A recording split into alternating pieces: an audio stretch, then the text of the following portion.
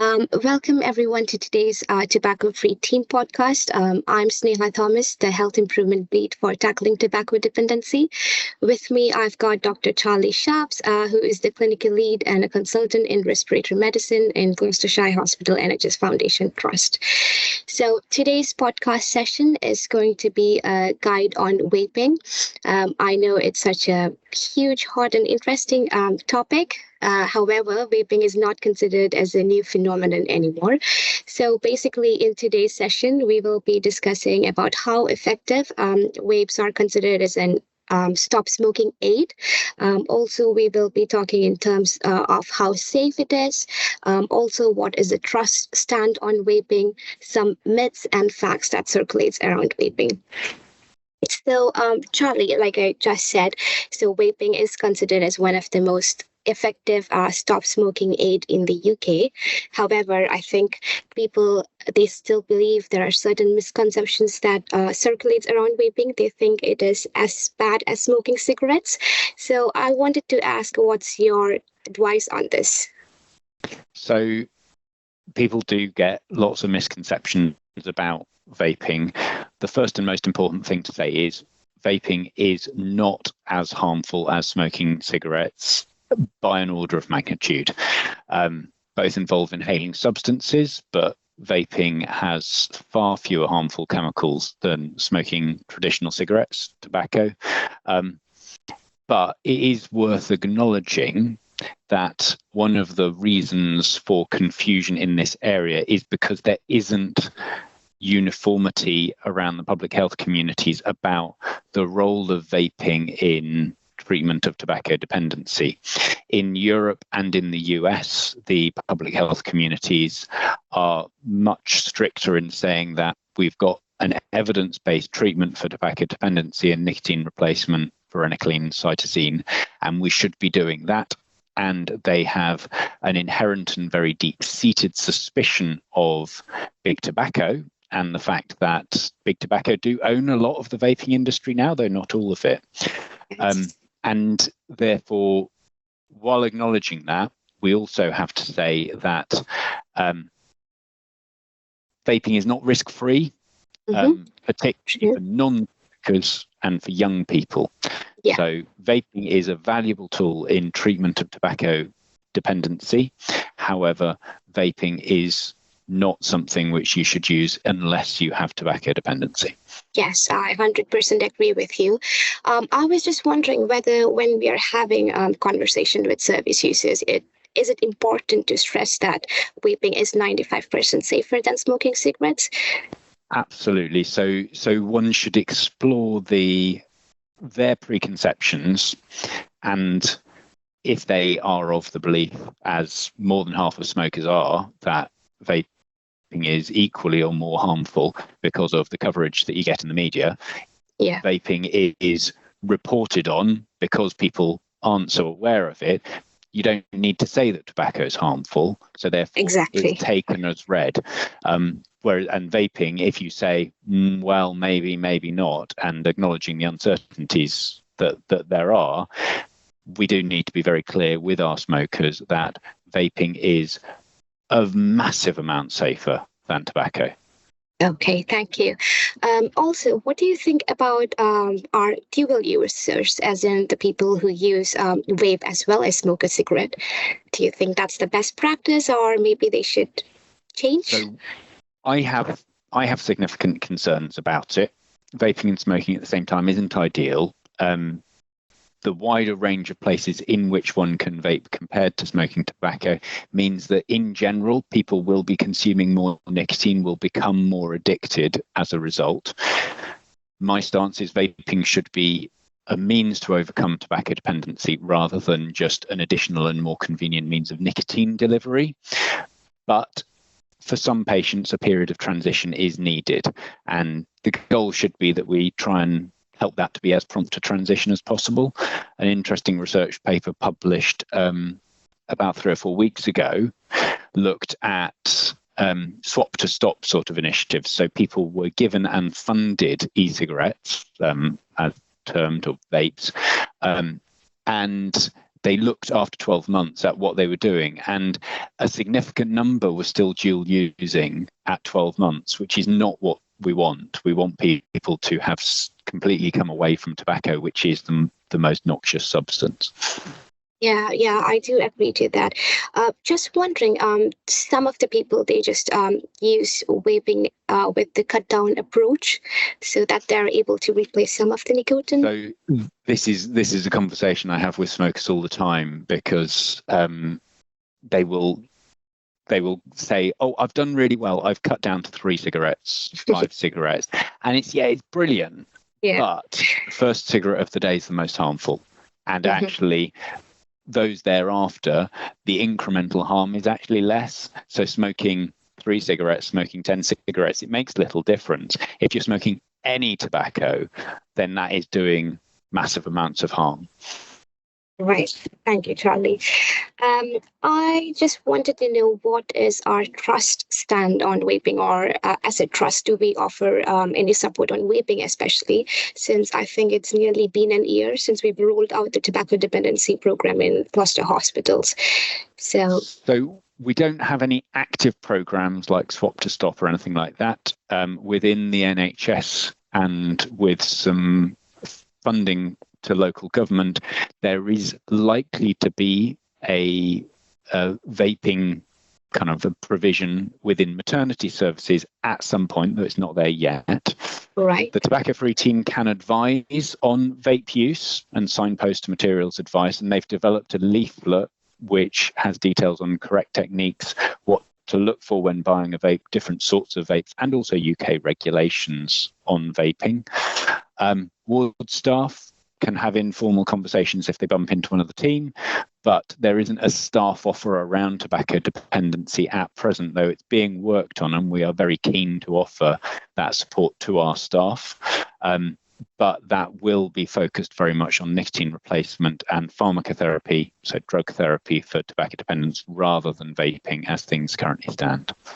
Yeah, and I think it's a good thing that we've got a tobacco-free team in the hospital, especially if staff who's anyone vaping, if they have concerns or queries around vaping, they could basically ask one of the team member to get the right information and facts. Okay, so the next question I wanted to ask is that what is our trust stand on vaping? So actually very clear. No one is allowed to vape inside buildings. So even if it's an office with a closed door, a private office, you're not allowed to vape inside a trust building. And if you're vaping outside, you should do so away from doors and windows. Vapor, smoke, is irritant, can make people cough. Yes. And also, if you are vaping, you shouldn't be in uniform. There's a look of the thing. We want to promote health. And that needs to be borne in mind as well. Right.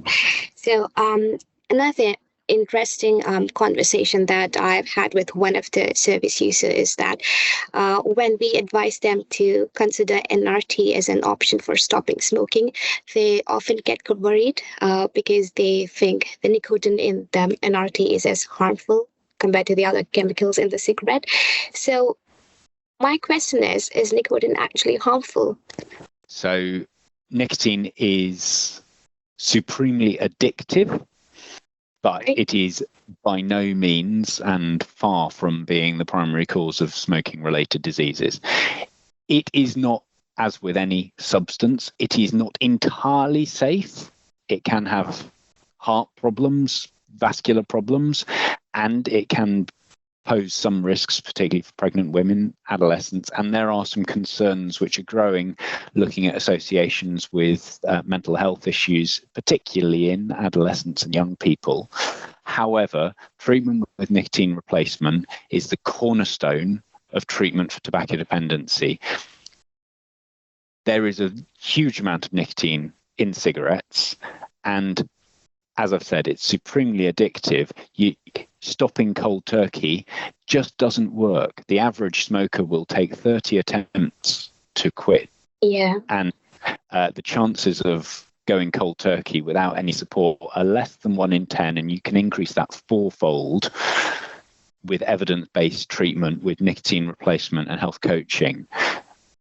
That's our goal. So nicotine replacement is absolutely central to a successful treatment to tobacco dependence, and therefore it is a safe drug for that.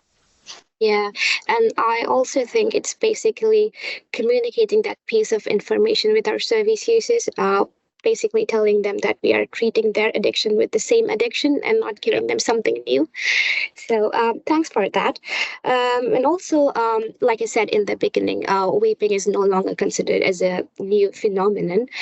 However, it's still relatively new, and sometimes people get worried in terms considering its long-term effects. So are there any long-term effects for vaping as such? So people have, while it's not new, it's been around for 20 odd years. That's not really enough time at scale to build up population data about how harmful or otherwise it might be. But the chances of it being anywhere near as harmful as tobacco are incredibly small. And long-term effects of vaping are still being studied. We need to keep looking at it to understand the implications, but I'll say again, it is nowhere near as harmful as tobacco. And actually, from a carcinogen and cancer point of view, it is that the substances just aren't there in vape liquid that are there in tobacco. Yeah, I believe it's just a fear of the unknown, isn't it? Yeah. So do you think, having said that, I would again, sorry to jump back in. That's okay. Actually, ideally, we don't want people vaping long term either. That's right. That's the other thing to say is that's the right information. We want people to use vaping as a means to overcome their nicotine addiction in addition to their tobacco dependency. 100%. So the ideal is that we don't find out what the long-term effects of vaping are because no one's vapes long-term.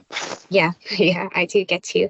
Right. Another question is that we wanted to ask if vaping is the right choice for pregnant women, or should they still consider using NRT? So first choice for pregnant women should be NRT. First choice for any smoker should be NRT. However, there are a significant number of people who won't successfully overcome their tobacco dependency, and vaping is a much safer alternative than tobacco for the growing fetus and for pregnant women. So while it is not the first choice, it is certainly preferable to tobacco dependency. Right. And I read this interesting quote somewhere, I can't remember from where it was, that if you are a smoker and if you don't prefer NRT, choose vaping. But Absolutely. Then if you don't vape, choose fresh air. Exactly. And I think that's very important. Yeah. Right. Also, another concern that we have at the moment is that the youth taking up on vapes. It's a huge concern that everyone is worried about. So people also think that vaping could potentially act as a gateway to smoking. So do you think this is correct, or?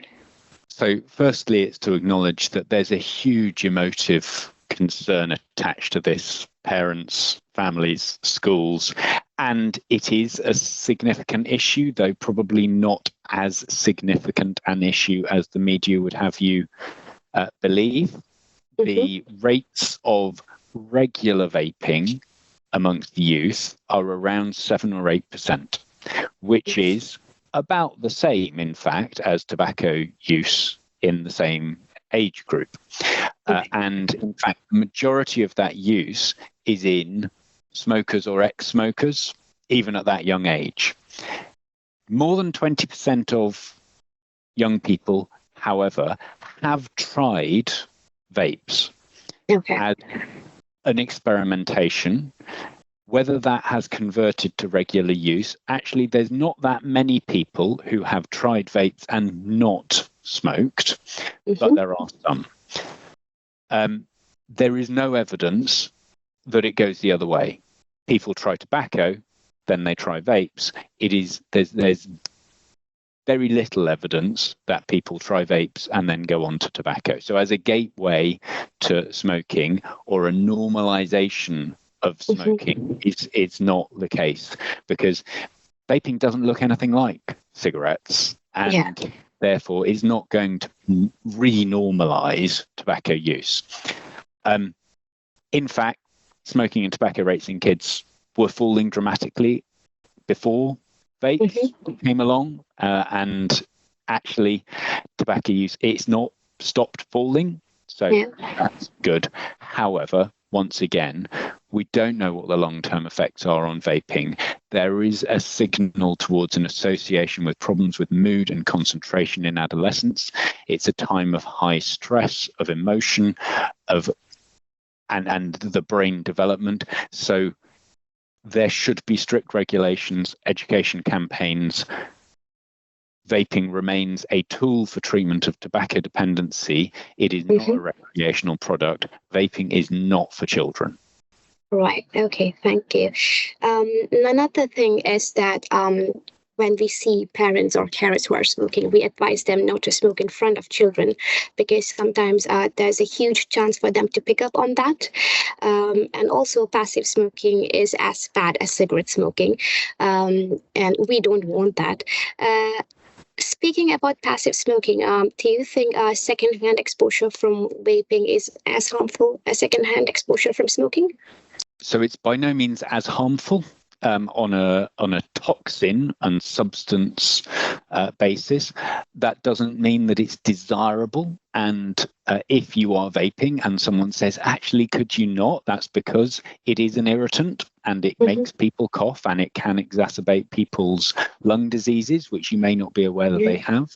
And there is the other element, which, just as kind of role modeling tobacco use with parents or others who have caring responsibilities, actually role modeling vapes when we want our children not to be vaping, that's got negative effects as well. So yes, it's safer than tobacco use. It's still not desirable.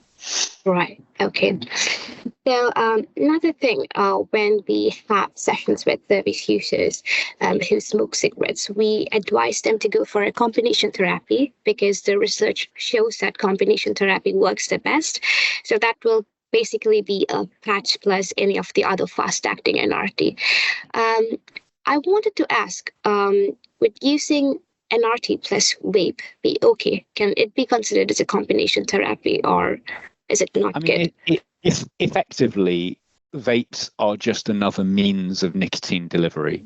So while there is an aesthetic and probably slightly a safety difference between nicotine replacement and vapes, actually, in terms of the nicotine replacement, we use dual treatment for the nicotine replacement, and the vapes and nicotine replacement therefore are safe together.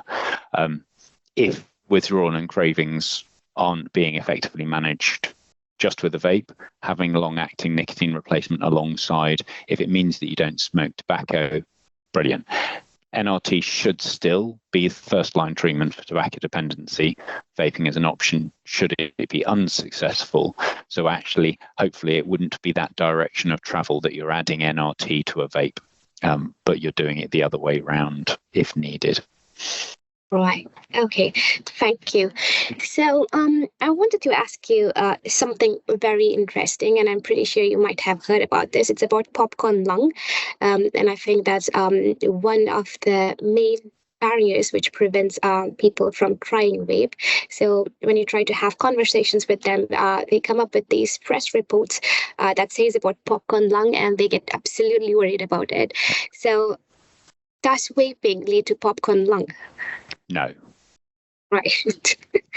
Very simple. So a number of levels here. So popcorn lung was case series of patients in a popcorn factory over in the States in Missouri, mixing diacetyl with hot oil in large vats, and the vapor that developed caused them to get an inflammatory and destructive process in their lungs. Diacetyl is banned in the UK and the EU as an ingredient in e-liquids, and no one who vapes has ever contracted popcorn lung. people conflate popcorn lung and E-Valley. So E-Valley is a separate condition which was particularly seen in the States about 10 years ago. And that was due to retinoids in e-vape liquid, which people were home brewing, particularly with cannabis agents within it, THC. Again, we haven't seen that in this country. And in fact, in the States, as soon as they identified what was causing it, the vaping community got wise to it and stopped putting those substances in there. So they don't see it in the States either anymore. So no to both of those. No popcorn lung. That's good to know. Right. Another concern that some of the people who vape is that they find themselves vaping more frequently. So I've heard this phrase that they say they binge on their cigarettes, but they're graze on their vape. And that's accurate, because just as with foods, you'll eat some things in a different fashion to you'd eat other foods. Exactly. The techniques for use are very different. So a cigarette, you will smoke a cigarette every hour and take about 10 minutes over the cigarette. But because of access and because of the technique that's used with vaping, you'll take a few puffs on a much more regular basis. Overall nicotine consumption may not actually be any different, though there is the possibility that because it's more accessible, more available, that vaping more frequently can lead to increased nicotine use and higher levels of nicotine addiction. On the other side of the coin, for some, that regular use and that feeling that they need to be taking regular puffs may reflect that they're not getting enough nicotine to satisfy their cravings, and they may need to increase the nicotine strength within the vape liquid that they're using. However, it needs to be carefully monitored, and once again, stuck record, vaping should be a tool to overcome both tobacco dependency and nicotine addiction. We want a nicotine-free world. Absolutely. They are a tool towards that. Yes, I do agree to that. Also, just wanted to ask, like, when we advise service users to consider vaping as a stop smoking aid, are we basically asking them to swap to one addiction to another? The addiction is the nicotine. So they're not swapping an addiction for another. It's just the mode of delivery. So it would be just the same as saying that if we're giving them NRT, we're swapping an addiction to nicotine replacement therapy for tobacco, which is evidently nuts. So, but it's exactly analogous. So no. Yes, we want people to be nicotine free, but it's the nicotine that they're addicted to. They're dependent on the delivery device, which is the tobacco. We can get them away from the delivery device. That's the most important thing. The ultimate goal being that we get them over their nicotine addiction. All right, that's perfect. So this will be my last question to you. So I think that healthcare professionals, they still consider vaping as a last resort for smokers. But being a consultant yourself, I wanted to ask, what is your take on this? So I do view it as the bottom of my rung of preferable options for treatment to tobacco dependency. And I would only advocate vaping for smokers who've exhausted all other smoking cessation tobacco dependency treatment options.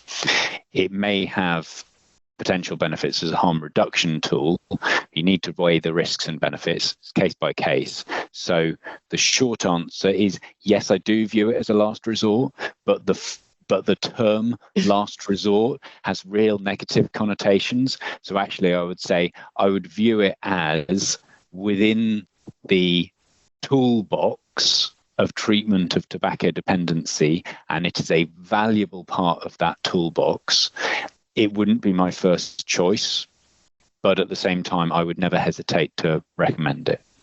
Yeah, I think it's just giving the service users all the options, giving them the right information and facts, and then involving them in the decision process and asking them to choose whatever they wish to use. So I think I've exhausted all my questions here. Unless I've missed any points or something that you want to add. No, I think that it's the take-home message that I would want people to have from this is that vaping is safer than tobacco. And if you are dependent on tobacco and unable to get to fresh air, then vaping is a much safer alternative. However, vaping is more harmful than fresh air. And if you don't smoke, don't vape. Right. So thank you, Charlie. Thank you for today's session and for your valuable time. It was a very informative session. I really did enjoy it. And to all your listeners out there, I hope you've taken some strong message back with you. And I hope you enjoyed our podcast. If you've got any doubts, please contact our tobacco-free team. You could find all the information on intranet. Thank you.